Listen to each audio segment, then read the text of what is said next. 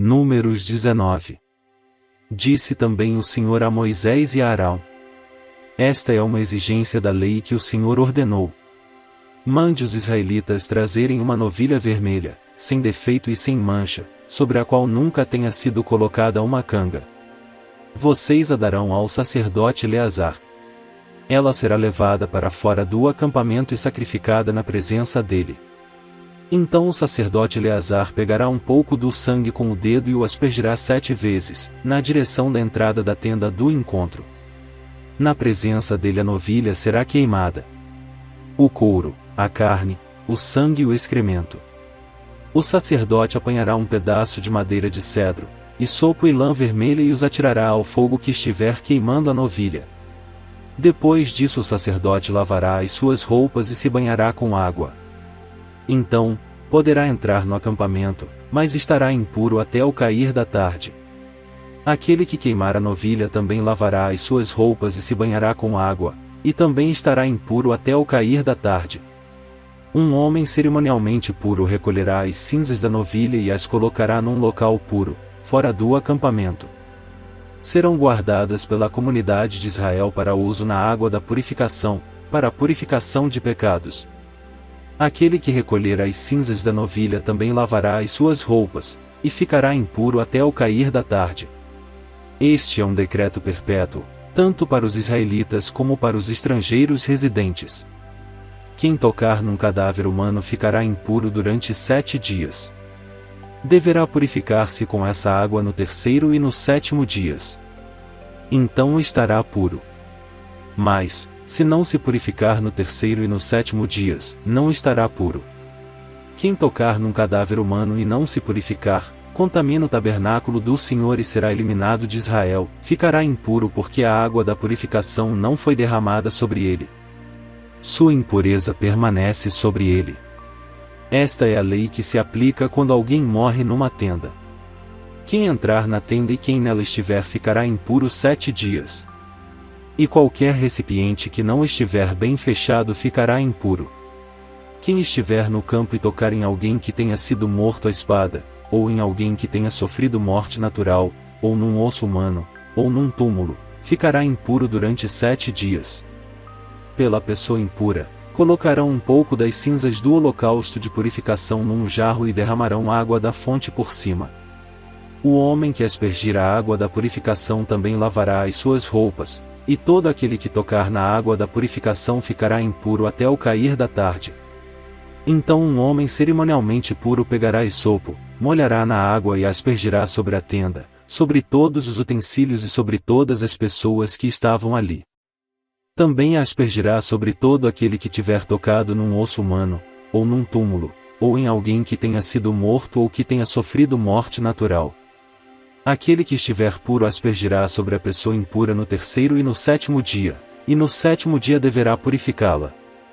Aquele que estiver sendo purificado lavará as suas roupas e se banhará com água, e naquela tarde estará puro. Mas, se aquele que estiver impuro não se purificar, será eliminado da assembleia, pois contaminou o santuário do Senhor. A água da purificação não foi aspergida sobre ele, e ele está impuro.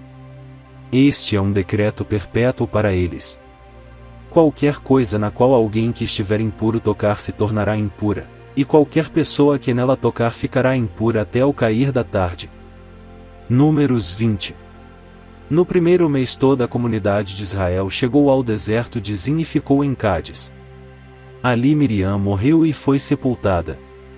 Não havia água para a comunidade, e o povo se juntou contra Moisés e contra Arão. Discutiram com Moisés e disseram: quem dera tivéssemos morrido quando os nossos irmãos caíram mortos perante o Senhor. Por que vocês trouxeram a Assembleia do Senhor a este deserto, para que nós e os nossos rebanhos morrêssemos aqui? Por que vocês nos tiraram do Egito e nos trouxeram para este lugar terrível? Aqui não há cereal, nem figos, nem uvas, nem romãs, nem água para beber. Moisés e Arão saíram de diante da assembleia para a entrada da tenda do encontro e se prostraram com o rosto em terra, e a glória do Senhor lhes apareceu. E o Senhor disse a Moisés: pegue a vara, E com seu irmão Arão reúna a comunidade diante desta falha aquela rocha, e ela verterá água. Vocês tirarão água da rocha para a comunidade e os rebanhos beberem. Então Moisés pegou a vara que estava diante do Senhor, como este lhe havia ordenado. Moisés e Arão reuniram a assembleia em frente da rocha, e Moisés disse: Escutem, rebeldes, será que teremos que tirar água desta rocha para dar a vocês? Então Moisés ergueu o braço e bateu na rocha 2 vezes com a vara. Jorrou água, e a comunidade e os rebanhos beberam. O Senhor, porém, disse a Moisés e a Arão: Como vocês não confiaram em mim para honrar minha santidade à vista dos israelitas, vocês não conduzirão esta comunidade para a terra que dou a vocês. Essas foram as águas de Meribá, onde os israelitas discutiram com o Senhor e onde ele manifestou sua santidade entre eles. De Cádiz, Moisés enviou mensageiros ao rei de Edom, dizendo: Assim diz o teu irmão Israel, tu sabes de todas as dificuldades que vieram sobre nós. Agora estamos em Cádiz, cidade na fronteira do teu território. Os nossos antepassados desceram para o Egito, e ali vivemos durante muitos anos. Os egípcios, porém, nos maltrataram, como também a eles. Mas, quando clamamos ao Senhor, ele ouviu o nosso clamor, enviou um anjo e nos tirou do Egito. Deixa-nos atravessar a tua terra. Não passaremos por nenhuma plantação ou vinha, nem beberemos água de poço algum. Passaremos pela estrada do rei e não nos desviaremos nem para a direita nem para a esquerda, até que tenhamos atravessado teu território. Mas Edom respondeu: Vocês não poderão passar por aqui, se tentarem, nós os atacaremos com a espada. E os israelitas disseram: Iremos pela estrada principal. Se nós e os nossos rebanhos bebermos de tua água, pagaremos por ela. Queremos apenas atravessar a pé, e nada mais. Mas Edom insistiu: Vocês não poderão atravessar. Então Edom os atacou com um exército grande e poderoso. Visto que Edom se recusou a deixá-los atravessar o seu território, Israel desviou-se dele. Toda a comunidade israelita partiu de Cádiz e chegou ao Monte Hor. Naquele monte, perto da fronteira de Edom, o Senhor disse a Moisés e a Arão: Arão será reunido aos seus antepassados.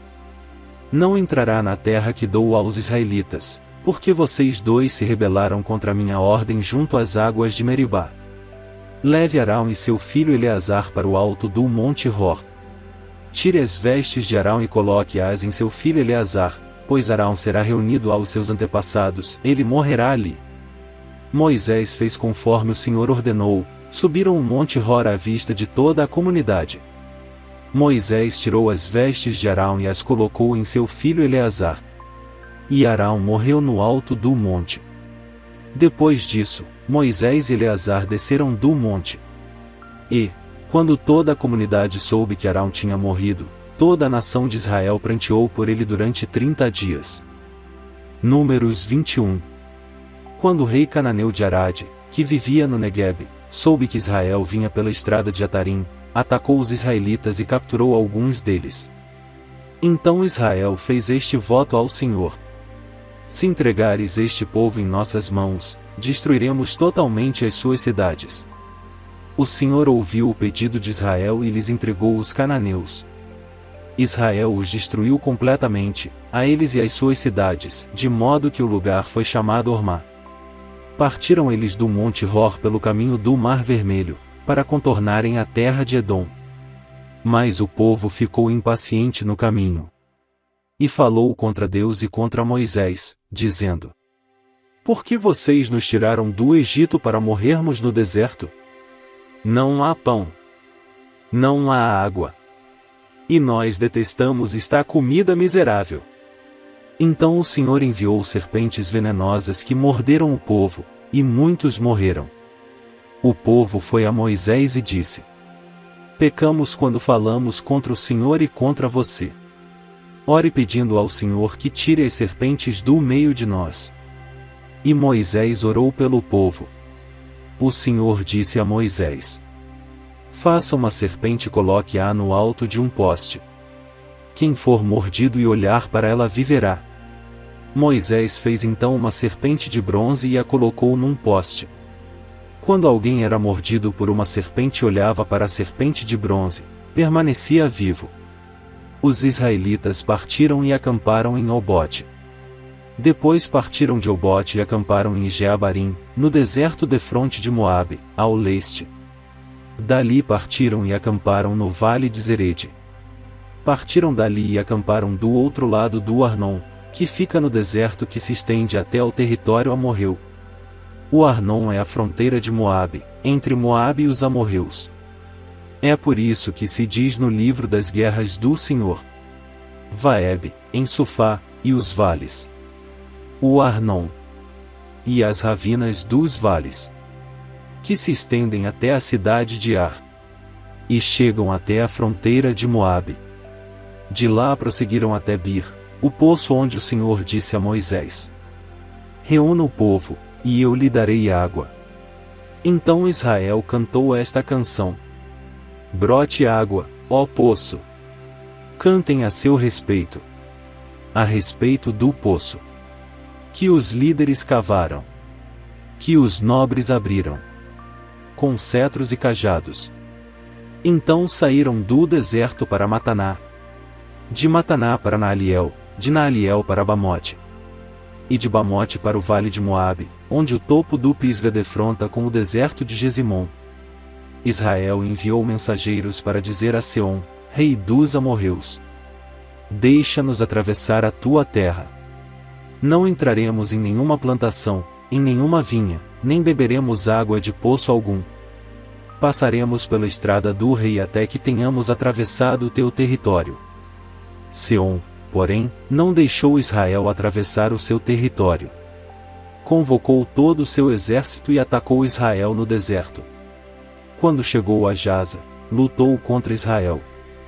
Porém Israel o destruiu com a espada e tomou-lhe as terras desde o Arnon até o Jaboque, até o território dos Amonitas, pois Jazar estava na fronteira dos Amonitas. Israel capturou todas as cidades dos amorreus e as ocupou, inclusive Esbom e todos os seus povoados. Esbom era a cidade de Seom, rei dos amorreus, que havia lutado contra o antigo rei de Moabe, tendo tomado todas as suas terras até o Arnon. É por isso que os poetas dizem: Venham a Esbom. Seja ela reconstruída. Seja restaurada a cidade de Seom. Fogo saiu de Esbom. Uma chama da cidade de Seom. Consumiu o Ar, de Moabe. Os senhores do Alto Arnon. Ai de você, Moabe! Você está destruído, ó povo de Camos. Ele fez de seus filhos, fugitivos. E de suas filhas, prisioneiras de Seom, rei dos amorreus. Mas nós os derrotamos. Esbom está destruída. Por todo o caminho até Dibom. Nós os arrasamos até Nofá. E até Medeba. Assim Israel habitou na terra dos amorreus. Moisés enviou espiões a Jazar, e os israelitas tomaram os povoados ao redor e expulsaram os amorreus que ali estavam. Depois voltaram e subiram pelo caminho de Bazã, e Og, rei de Bazã, com todo o seu exército, marchou para enfrentá-los em Edrei. Mas o Senhor disse a Moisés: Não tenha medo dele, pois eu entreguei a você, juntamente com todo o seu exército e com a sua terra. Você fará com ele o que fez com Seom, rei dos amorreus, que habitava em Esbom. Então eles o derrotaram, bem como os seus filhos e todo o seu exército, não lhes deixando sobrevivente algum. E tomaram posse da terra dele.